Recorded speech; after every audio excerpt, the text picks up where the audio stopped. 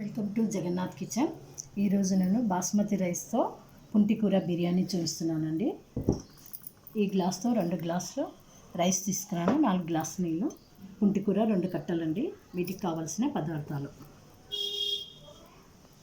చూడండి. ఇవి మా తోటలోని అండి. ఇది చూడండి, దొడ్డి మల్లెపూలు, సెంటెడ్ పువ్వులు, మందార పూలు చూడండి.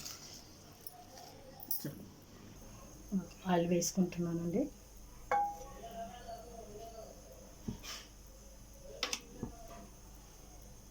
పుంటికూరను నూనెలో ఫ్రై చేసుకున్నానండి.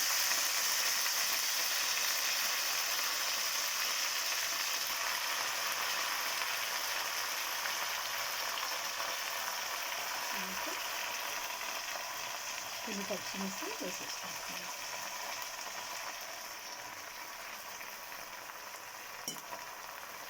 వేస్తున్నానండి.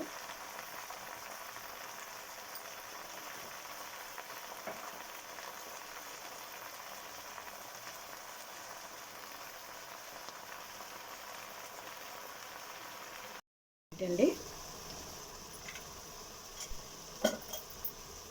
అందులో చెంచన్నర నెయ్యి వేసుకుంటున్నానండి. నెయ్యి నూనె 2 కలిపి వేస్తున్నాను.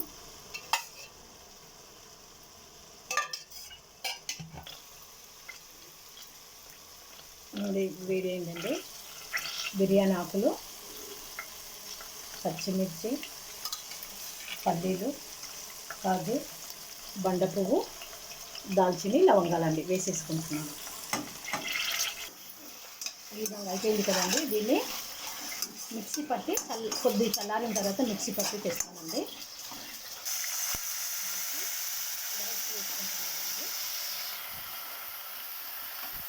మిక్సీ పట్టి తెచ్చిందాన్ని ఇందులోకి వేసేసుకున్నాము.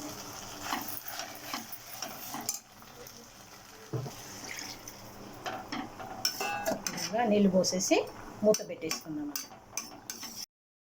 పుంటికూర బిర్యానీ రెడీ అండి. వేడి వేడిగా మనం జగన్నాథ్కు ఆఫర్ పెట్టుకుందాం.